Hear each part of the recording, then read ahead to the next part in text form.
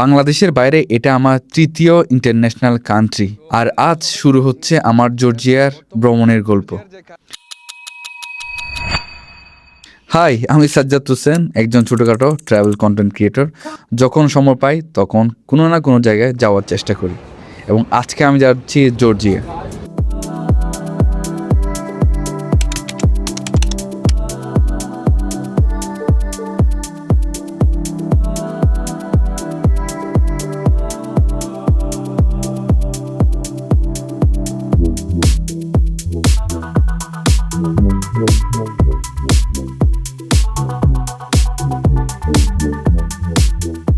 এই ট্রিপে আমি ঘুরে দেখব তিবলিসি, কাজবেগি এবং গাদাগরি। এবং আমার ট্রিপ যেহেতু 4 দিন 3 রাত, আর আমি এখানে আপনাদের সব কস্টিং এই ভিডিওতে তুলে ধরবো। ঢাকা থেকে আপনি যদি জর্জিয়া যেতে চান, আপনার কস্টিং পড়বে অ্যারাউন্ড 70 থেকে 80,000 টাকা। এবং আমি গিয়েছিলাম আরব আমিরাতের আবুধাবি থেকে, এবং যেখানে আমার কস্টিং পড়েছে অনেক কম, প্রায় 45,000 থেকে 40,000 টাকার মতো, কারণ আমার এমআরএস আইডি ছিল, যেহেতু আমি দুবাইয়ে থাকি। এই ক্ষেত্রে আমাদের জন্য এখানে এই কান্ট্রিটা অনারেবল। এয়ারপোর্ট থেকে নামার পর ইমিগ্রেশনের ছোট্ট কিছু ঝামেলা শেষ করে অবশেষে বেরিয়ে আসলাম, কারণ আমার যেহেতু বাংলাদেশি পাসপোর্ট। প্রায় 3 ঘন্টা 40 মিনিটের এয়ার আরেবিয়ার ফ্লাইট ধরে আবুধাবি থেকে ইউএইর মাত্র জর্জিয়াতে ল্যান্ড করলাম। এবং বাংলাদেশি পাসপোর্ট হোল্ডার হিসাবে অনেক সমস্যার মধ্যে পড়তে হয়েছে, বিশেষ করে যখন আপনার আবুধাবি এয়ারপোর্টে, তখন আমাকে পাসপোর্টের থেকে আপনার যে এমআরএস আইডি ওইটাকে গুরুত্ব বেশি দেওয়া হয়েছে, পাসপোর্ট ছাড়া তেমন একটা দেখে নেই।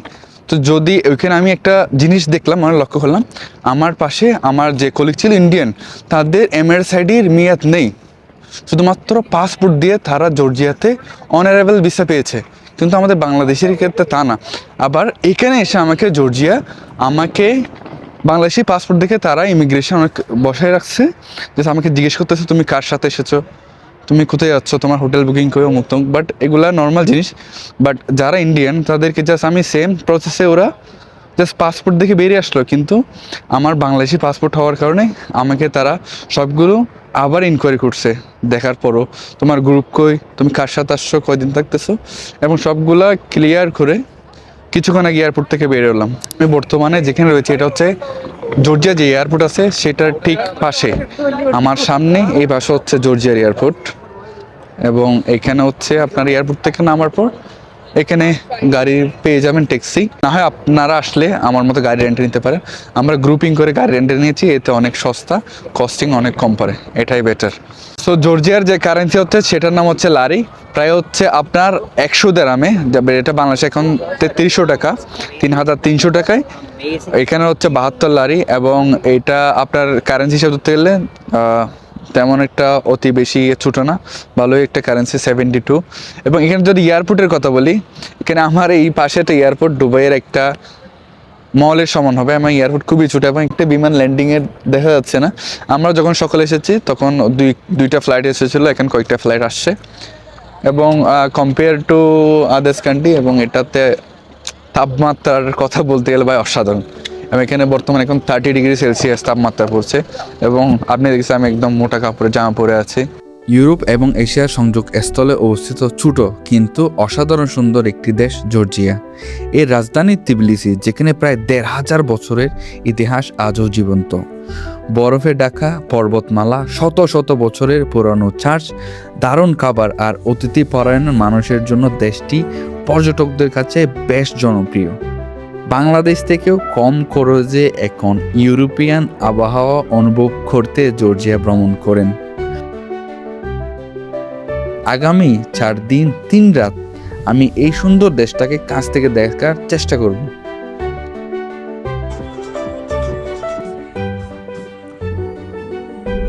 পাশে এইটা হচ্ছে আমার হোটেল, এবং এই হোটেলে আপনি যদি বুক করেন এরকম একটা হোটেলে আপনার পার পারসন আপনার ওয়ান ডে আপনার প্রায় $80 মতো পড়বে। এবং আমরা কিছুক্ষণ পর হচ্ছে এদিকে সামনের দিকে ঘুরতে যাচ্ছি, আপনাদেরকে সেদিকে গিয়ে দেখা হবে। এবং এইখানে রাস্তাগুলো দেখে আমার মনে হচ্ছে আমি বাংলাদেশের কোনো অলিতে গলিতে আছি, এবং রাস্তার অবস্থাও সেম, কিন্তু ওয়েদারটা অনেক জোস। বর্তমানে আমি রয়েছি জর্জিয়ার সবচেয়ে একটি হিস্ট্রিক্যাল প্লেসে, যেটাকে বলা হয় জর্জিয়ার ক্রনিকলস, এবং এই প্লেসটা হচ্ছে খ্রিস্টানদের জন্য অনেক গুরুত্বপূর্ণ। এবং এইখানে আমার পিছনে যেই স্তম্ভগুলো দেখতে পাচ্ছেন এরকম লম্বা টলার যে পাথরগুলো দাঁড়িয়ে আছে, এগুলো এখানে খ্রিস্টানদের তাদের যে ধর্ম প্রচারের যে হিস্ট্রি ছিল এবং তাদের যে বিভিন্ন ধরনের কালচার ছিল সেগুলো এইখানে তুলে ধরা হয়েছে। এবং এটি 1985 সালে নির্মাণ করা হয়। এবং এইখানে এরকম প্রায় 16টি রয়েছে এবং এগুলার একটার উচ্চতা প্রায় আপনার 30 থেকে 35 মিটার। আজকে আমি আপনাদেরকে এই প্লেসটা একটু ঘুরে দেখাবো। এইখানে মানুষ বেশ করে আসে এইগুলো দেখার জন্য, হিস্ট্রিক্যাল জীবন। এছাড়াও এটার মেন যে ইন্টারেস্টিং জিনিসটা হচ্ছে দিস ভিউ। এটা সূর্য অস্ত্রের সাথে আপনি ফুল শহরের ভিউ দেখতে পারবেন, এখান থেকে ফুল সিটিটা দেখা যাচ্ছে জর্জিয়ার।